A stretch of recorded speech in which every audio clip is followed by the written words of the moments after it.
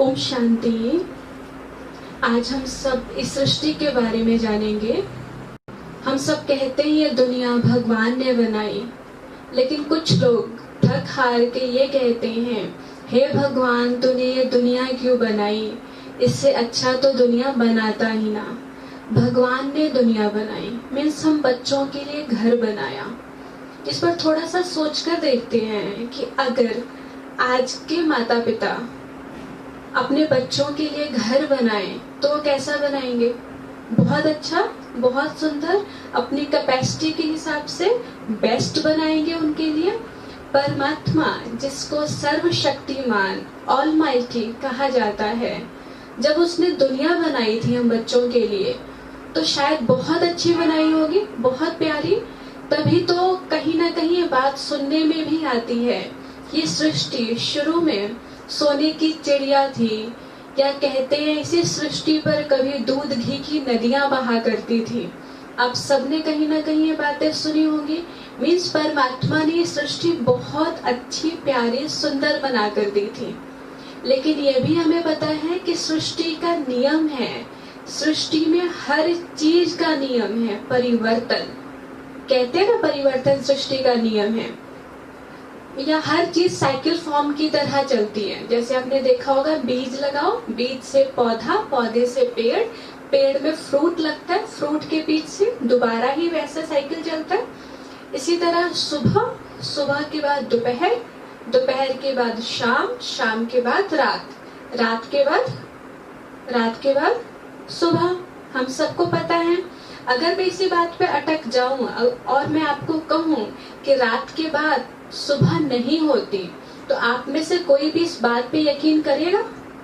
अभी तक हमने जितनी भी बातें आपस में डिस्कस की हैं वो सब लॉजिक के साथ की हैं, इसलिए वो सारी बातें सबने बहुत प्यार से मानी है।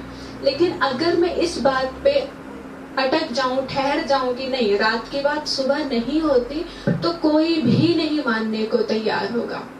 क्योंकि इस शरीर की इन दोनों आंखों से हम बचपन से देखते आ रहे हैं कि हर रात के बाद सुबह होती ही होती है। चाहे कितनी भी काली अंधेरी रात क्यों ना हो, पर सुबह होनी ही होनी है। इसी तरह ये सृष्टि भी है। सृष्टि की सुबह मीन्स सत्युग, सृष्टि की दोपहर मीन्स त्रेता युग, सृष्टि की शाम मीन्स द्वापर युग, सृष्टि की रात मीन्स कलयुग। जैसा कि आप साथ के चित्र में भी देख रहे हैं कि सृष्टि साइकिल फॉर्म में चलती है। आज सृष्टि की रात है, कलयुग है, ये सब मानते हैं। लेकिन आज हम बात करने वाले हैं कि जो कलयुग है, ये कलयुग का कौन सा पहर चल रहा है। कई कहते हैं कलयुग अभी छोटा बच्चा है, कई कहते हैं कलयुग अभी बड़ा हो चुका है, कई कहते हैं कलयुग का अंत चल रहा है। सबकी अपनी अपनी परिभाषा है कलयुग के लिए। लेकिन थोड़ा सा इसमें हम डिस्कस करेंगे, कुछ कॉमन सी बातें लेंगे, जो शास्त्रों में कॉमन सी बातें हैं। कुछ धर्म शास्त्रों में कहा गया है जब कलयुग का अंत होगा तो अनाज पुड़ियों में बिकना शुरू हो जाएगा। पुड़िया मीन्स पैकेट्स में बिकना शुरू हो जाएगा।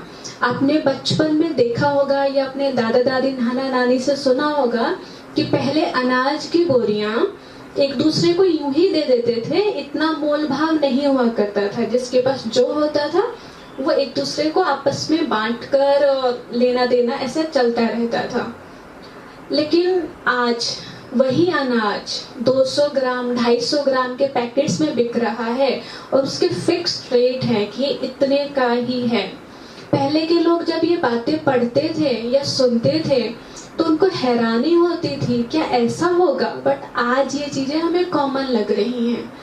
और क्या दिखाया था कि जब कलयुग का अंत होगा तो दूध और पानी जैसी पवित्र चीजें भी बिकना शुरू हो जाएंगी। ये भी हो रहा है। पहले के लोग दूध भी बेचना ठीक नहीं समझते थे, ये भी आप सबने सुना या कईयों ने देखा भी होगा। बट आज वही चीज, वो भी प्योर नहीं, मिलावट वाली, और कितनी महंगी। और क्या दिखाया था कि जब कलयुग का अंत होगा तो क्या होगा, जैसा कि आप इसमें देख रहे होंगे, ये 3 कुएं बनाने की कोशिश की है। 3 कुएं हैं। इसमें क्या है कि कहते हैं कि कलयुग अंत में जो पहला कुआं है ये अपने साथ वाले कुएं को पानी नहीं देगा, घूम के जाकर तीसरे कुएं को पानी देगा। मीन्स कलयुग अंत में क्या हो जाएगा कि लोगों की आपस में नहीं बनेगी, घर वालों से नहीं बनेगी, लेकिन दूर दूर से बनाकर रखेंगे। आज ऐसा आप सब फील भी कर रहे होंगे, आसपास देख भी रहे होंगे, अपने घर में भी देख रहे होंगे। कई बार क्या होता है, बच्चे या बड़े आजकल फोन्स में इतना बिजी हो गए हैं कि घर वाले पास बैठे जीते जागते लोग पूछते रहते हैं फलानी चीज कहाँ है या आपने कहाँ रखी है। उसका रिस्पांस देने के लिए टाइम नहीं है उनके पास। उसका रिस्पांस देने के लिए मतलब वो इरिटेट हो जाते हैं, परेशान हो जाते हैं कि क्यों बार बार आप ये चीजें मेरे से पूछ रहे हो, क्यों आप मेरे से बार बार बात कर रहे हो। और वैसे कहते हैं मेरे फलाने फ्रेंड का ऑस्ट्रेलिया से या अमेरिका से मेरे फ्रेंड का मैसेज आया है, उसका रिप्लाई फास्ट हो जाता है, लेकिन घर में बैठे लोग पूछते रहते हैं, बात करना चाहते हैं, आपस में नहीं बनती। घर वाले लोगों को कई बार, हम सब भी कई बार ऐसा सुना देते होंगे कि तुम्हें क्या पता कि बाहर वाले मुझे कितना प्यार करते हैं, बाहर वाले मेरी कितनी रिस्पेक्ट करते हैं। अब सोच के देखिए कि बाहर वाले क्यों नहीं हमें प्यार करेंगे, क्यों नहीं रिस्पेक्ट देंगे। आपको नहीं लगता कि जब हम बाहर जाते हैं तो एक एटिकेट का कोट पहन के जाते हैं। कोई कहता है आप यहाँ बैठो तो हम वहीं बैठते हैं। कोई 10 बोलता है तो हम 2 बोलते हैं। घर में कोई 2 बोले हम 10 बोलते हैं। तो हम अच्छे किसे लगेंगे, कौन हमारी रिस्पेक्ट करेगा। ऐसा लगता है वो एटिकेट का कोट इतना टाइट था, घर में घुसते ही उसको खूंटी पे टांगा और अपने असली रूप को धारण कर लिया। तो ये कलयुग अंत की निशानियां हैं। पहले तो पूरा विश्व एक था, फिर पूरा देश मिलकर रहता था, फिर कहते गांव के गांव मिलकर रहते थे, फिर गली मोहल्ला मिलकर रहता था, फिर कम से कम अपना परिवार तो मिलजुल के रहता था। अभी वैसा भी कुछ नहीं दिख रहा है। हाँ, दूर दूर से कि फलाना बहुत अच्छा है, वो मुझे प्यार कर रहा है, वो रिस्पेक्ट कर रहा है। वो अच्छा तब है क्योंकि रोज का कुछ लेना देना नहीं है ज्यादा। और क्या दिखाया हुआ था कि जब कलयुग का अंत होगा तो क्या होगा, उसमें भी ये दिखाया था कि एक कुआं 4 कुओं को भर देगा, लेकिन 4 कुएं मिलकर एक कुएं को नहीं भर पाएंगे। ये स्थूल कुओं की बात नहीं है, ये सिंबॉलिक है कि कलयुग अंत में एक माता पिता अपने 4 बच्चों को पढ़ा लिखा कर अच्छे से सेट कर सकते हैं, पर 4 बच्चे मिलकर एक माँ बाप को नहीं संभाल पा रहे हैं। तभी तो शायद इतना ओल्ड एज होम वगैरह बनाने की जरूरत पड़ रही है, नहीं तो क्या जरूरत थी। पहले के लोग समझते थे जिस घर में बड़े बुजुर्ग हैं, वो समझते थे हमारे सिर पर छत है, तो उन्हें अच्छा लगता था कि हमारे साथ कोई है। आज भले हम कह देते हैं कि फास्ट लाइफ है या ऐसी लाइफ है, पहले ऐसा नहीं था, बड़ा मुश्किल है एडजस्ट करना, बट कुछ भी करके है तो वह हमारे ही पेरेंट्स। देखो, नेचर नो डाउट सबकी अलग अलग होती है। हम ऐसा नहीं कहते कि बड़े बुजुर्ग 100% राइट ही होते हैं या बच्चे 100% राइट ही होते हैं। हर एक के नेचर तो अलग अलग है ही है, बट एडजस्ट तो मुझे करना ही पड़ेगा ना। जिसने चाहा कि मैंने एडजस्ट करना है, वो किसी भी तरह करके कर गया एडजस्ट। अकाउंट तो मेरा ही है ना। लेकिन फिर भी आज ये बातें भी कॉमन हो गई कि 4 बच्चों को मिलकर एक माँ बाप को संभालना बहुत मुश्किल लगने लगा है। मतलब जरूर इसमें राइट रॉन्ग की बात नहीं है कि माँ बाप ऐसे हैं या बच्चे ऐसे हैं, बट जो है सो कलयुग अंत की निशानी में हम पढ़ रहे हैं कि ऐसा हाँ देखने में आ रहा है। और क्या दिखाया था कि जब कलयुग का अंत होगा तो एक पंक्षी, बहुत प्योर पंक्षी माना जाता है, आपने सुना होगा, गरुड़ कहा जाता है, विष्णु जी की सवारी कहते हैं, सिंबॉलिक है ये भी। उसमें क्या दिखाते हैं कि वो पक्षी जो है उसके पंखों पर मंत्र लिखे हुए हैं और वो लाश की ढेरी मीन्स डेड बॉडी पर बैठा है और उसे नोच नोच के खा रहा है। मीन्स कलयुग अंत में क्या हो जाएगा कि जो लोग खुद को पंडित कहलाते हैं, ब्राह्मण कहलाएंगे, पूजा पाठ करेंगे, वो सब भी वो गंद बंद सब कुछ खाएंगे, खुल के खाएंगे, कोई गैप नहीं। पहले कम से कम जो लोग खुद को पंडित, ब्राह्मण या जो भी कहलाते थे, हल्का सा इन चीजों से गैप तो रखते थे कि नहीं, क्योंकि हम मंत्र करते हैं, पाठ करते हैं, जागरण करते हैं, तो नहीं, ये वाली चीजें नहीं। बट आज ये सब कुछ भी बहुत कॉमन है, आप सबने देखा होगा। और क्या दिखाया हुआ है शास्त्रों में कि जब कलयुग का अंत होगा तो एक हाथी है, उसके 2 सूंड हैं, वो अपने दोनों सूंडों से खा रहा है, फिर भी उसका पेट नहीं भरता। This is corruption. कि कलयुग अंत में लोग यहाँ से भी लेंगे, यहाँ से भी लेंगे, पर संतुष्टि नहीं होगी। ये भी बहुत कॉमन हो गया है। पहले के टाइम में कहते हैं, आपने सुना होगा या देखा भी होगा कईयों ने तो, कि अपनी कमाई को, मेहनत की कमाई पर ही अपना हक समझते थे। कहीं से किसी को एक्स्ट्रा थोड़ा भी मिल जाता था, उसको वापस करने जाता था, ये मेरा नहीं है, और शायद ज्यादा सुखी थे। आज तो लगता है कि ठीक है, मेरी अपनी कमाई तो वो ही हो, उसके अलावा मैं दूसरे को भी थोड़ा बहुत या ज्यादा जैसे भी करके अब ले सकूं, मैं ले लूं। तो जिस कारण आप देखो, जिस तरह से धन आ रहा है, शायद जा भी वैसे ही रहा है। कई बार धन आपने बहुत इकट्ठा कर लिया ऐसे करके, पर उसका सुख नहीं ले पाते, जो हमारे भाग्य में नहीं है ना, पड़ा है वो। बट डॉक्टर कह देते हैं कि आपने सिर्फ बॉइल्ड ही खाना है, या कुछ चीजें ही आप खा सकते हो, आप ज्यादा यहाँ नहीं जा सकते, वहां नहीं जा सकते, क्या फायदा। तो ये भी कलयुग अंत की निशानी है। और भी ऐसी बहुत सारी चीजें दिखाई हुई हैं, देखा है, आप सबने महसूस किया है। तो जैसे हम बात कर रहे थे कि सुबह, दोपहर, शाम, रात, जहां रात पूरी होती है, दिन शुरू होता है, उसके बीच में एक टाइम आता है जिसके लिए कहा जाता है कि जो टाइम बहुत अच्छा, बहुत इंपॉर्टेंट माना जाता है, अमृत वेला। जिस टाइम को अमृत वेला या ब्रह्म मुहूर्त कह देते हैं। कहते हैं टाइम इतना अच्छा होता है कि कोई इस टाइम अगर उठकर भगवान को याद करे तो उसका 24 घंटे का जो एक दिन होता है वो बहुत अच्छा गुजरता है, बीतता है। लेकिन कहते हैं कि जहां रात पूरी होती है, सुबह शुरू होती है, उसके बीच का जो अमृत वेले वाला टाइम होता है, सुबह 3 to 5 होता है, कहते हैं इस टाइम नींद बहुत अच्छी आती है। कोई नींद का त्याग करके अगर भगवान को याद करे तो उसका एक दिन का पूरा साइकिल बहुत अच्छा गुजरता है।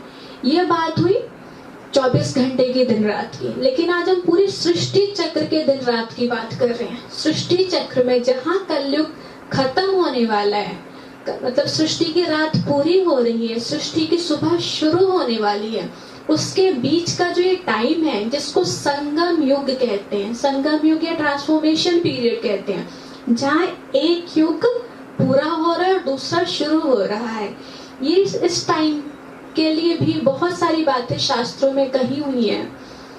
मतलब आपने सुना होगा, कहते हैं कि जब भगवान भाग्य बांट रहे थे या अक्ल बांट रहे थे तो क्या तुम सो रहे थे, या कई कहते हैं आप घास चरने गए थे। सचमुच ये वो टाइम चल रहे हैं जहाँ एक तरफ दुख की भी आती है, लेकिन साइंस के साधनों द्वारा सुख क्या है, सुख की भी पूरी नॉलेज है और दुख की भी पूरी नॉलेज है। मतलब कोई चाहे तो अच्छे कर्म भी कितना भी कर सकता है, बुरे कर्म भी कितना भी कर सकता है। और जहाँ कलयुग की रात पूरी हो रही है और सतयुग की सुबह शुरू होने वाली है, जिसको कहा संगम युग कहते हैं। इस टाइम कोई अज्ञानता की नींद का त्याग करके अगर परमात्मा को याद करे तो उसका पूरा सृष्टि चक्र मतलब सतयुग, त्रेता, द्वापर, कलयुग, सृष्टि का पूरा साइकिल बहुत अच्छा बीतता है। लेकिन जैसे 24 घंटे की दिन रात में बात की कि उस टाइम नींद बहुत अच्छी आती है, इसी तरह इस टाइम कहते हैं दुनिया में इतनी अट्रैक्शन है, इतनी चकाचौंध वाली दुनिया है कि कोई भी फंस जाए। आपको क्या लगता है? ऐसा ही है ना?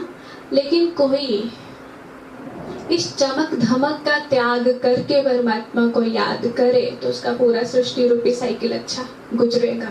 चमक धमक का त्याग करना मीन्स ये नहीं है कि आप सब कुछ छोड़कर सन्यासी बन जाओ, भगवान ने कभी भी नहीं कहा। लेकिन परमात्मा भगवानुवाच, परमात्मा के महावाक्य हैं कि घर में रहते सब कुछ करते, जिम्मेवारियां संभालते, जो अज्ञानता का त्याग करे, अज्ञानता में जो बुराइयों का त्याग करता है, अपने मन को बाकी चीजों से और अपने मन को परमात्मा से कनेक्ट करता है, उसका मन इतना पावरफुल हो जाता है, उसकी बैटरी इतनी चार्ज हो जाती है कि वो सृष्टि रूपी साइकिल में अच्छे टाइम ही देख पाता है या पूरे सृष्टि चक्र के लिए अपनी अच्छी रिकॉर्डिंग कर लेता है। तो हमारे ऊपर है कि हम साधनों में, चीजों में फंस कर अपने समय को गंवा दें या चीजों को यूज करें। चीजें यूज करने के लिए हैं, इसलिए उसको यूज करें पर फंसे नहीं, क्योंकि मन तो एक ही है ना हमारे पास, या तो उसको चीजों में लगा लें या भगवान में लगा लें। तो हम सब ने कोशिश करनी है, आज का हमारा यही होमवर्क रहेगा कि चीजों को यूज करना है। गाड़ी है आने जाने के लिए तो बहुत अच्छा, गाड़ी में आना जाना है। अगर किसी दिन गाड़ी खराब हो गई तो नो प्रॉब्लम, मतलब मुझे ऑटो में, रिक्शा में या कैसे भी आना जाना आना चाहिए। ये नहीं कि गाड़ी खराब हो गई अब मैं क्या करूं, दुखी होना हमारा काम नहीं है। मेरी खुशी मेरी अपनी क्रिएशन है, इस बात को हमें लगातार याद रखना है। साधन मेरी खुशी का आधार नहीं है। ये भी नहीं करना कि गाड़ी खराब है तो खराब ही पड़ी है, उसको टाइम पे ठीक भी कराना है, लेकिन कभी खराब हो गई तो उसके कारण मैंने खुशी नहीं गंवाने देनी। गर्मी है, एसी है तो बहुत अच्छा, नहीं है तो कोई बात नहीं, हमें वैसे भी रहना आना चाहिए। आजकल ये हो गया है, आजकल के बच्चों को अगर देखो तो उन्होंने, क्योंकि बचपन से अपने पेरेंट्स में ज्यादातर यही देखा है कि जब लाइट जाती है ना तो सारे डिस्टर्ब हो जाते हैं, परेशान हो जाते हैं। तो उनको लगता है शायद सिस्टम ही ये होता है कि लाइट जाने के बाद परेशान ही होना होता है, डिस्टर्ब ही होना होता है। पर हम सबको तो पता है ना, सिस्टम ये नहीं होता। लाइट का आना जाना तो लगा ही रहेगा, पर मेरी खुशी आए जाए नो। कोई बल्ब है, अगर कभी ऐसे ऐसे होता रहेगा, लाइट उसकी तेज कम होती रहे तो क्या होगा, फ्यूज हो जाएगा ना जल्दी। तो हमारा मन भी छोटी छोटी बातों में कभी इतना खुश कभी उदास, कभी खुश कभी उदास, तो उस मन का क्या हाल होगा। बस अटेंशन रखने की जरूरत है कि मेरी खुशी छोटी छोटी चीजों पे आधारित ना हो। ये तो बहुत छोटी छोटी चीजों में परेशान हो जाते। किचन में सिर्फ मिक्सी खराब हुई तो इतना परेशान कि सारा घर सिर पे उठा लेते हैं। अब हाथ से करना ही है तो क्यों ना एक दो दिन खुशी से कर लिया जाए, ज्यादा अच्छा रहेगा। मतलब कईयों ने अपनी खुशी का आधार अपने सर्वेंट को, अपनी मेड को बनाया हुआ है। आज क्यों परेशान हो, क्योंकि मेरी मेड नहीं आई। मेड रखी क्यों थी, ताकि खुश रहूं, मुझे काम थोड़े कम हो जाए और मैं खुश रहूं। लेकिन जब वही आपकी परेशानी का कारण बन गई है तो ठीक किसे करने की जरूरत है, मुझे खुद को। ऐसी बहुत सारी छोटी छोटी चीजें जैसे हम आज सारा दिन चेक करेंगे कि कहाँ मुझे परेशान होने की जरूरत नहीं है, पर मेरी नेचर बन चुकी है परेशान होने की, जिस कारण मैं लगातार परेशान होती रहती हूँ। कहते संस्कार परिवर्तन से संसार परिवर्तन होगा। जब हम अपने संस्कारों का परिवर्तन करेंगे तो सृष्टि का परिवर्तन हो ही जाएगा। लेकिन पहले मुझे खुद पे काम करना पड़ेगा, किसी और पर काम करने की जरूरत नहीं है। और सचमुच ही वही टाइम चल रहा है जब भगवान खुला भाग्य बांट रहे हैं, या कहें जब परमात्मा ने भाग्य लिखने की कलम हमें खुद को पकड़ाई है कि आप जितना अच्छा भाग्य खुद का लिखना चाहो लिख लो। लेकिन वो भाग्य लिखने की कलम है हमारे ही श्रेष्ठ कर्म। कई कहते हैं किस्मत हाथों में लिखी होती है, लेकिन आपने ये भी सुना होगा कई ये भी कहते हैं किस्मत उनकी भी होती है जिनके हाथ नहीं होते। पर अगर कई ये बात मानते हैं कि किस्मत हाथों में लिखी होती है, तो भी अगर आप अपने हाथों को ध्यान से देखें ना, तो दिन प्रतिदिन थोड़े थोड़े दिनों के बाद आपके हाथों की लकीरें लगातार बदलती हैं, लगातार बदलती हैं। हमारी हाथों की लकीरें हमारे कर्मों के हिसाब से बनती या बिगड़ती हैं। मीन्स हमारा भाग्य कौन लिख रहा है? हम खुद लिख रहे हैं। तो हमने कैसा भाग्य लिखना है खुद का? अच्छे से अच्छा। ओके, ओम शांति।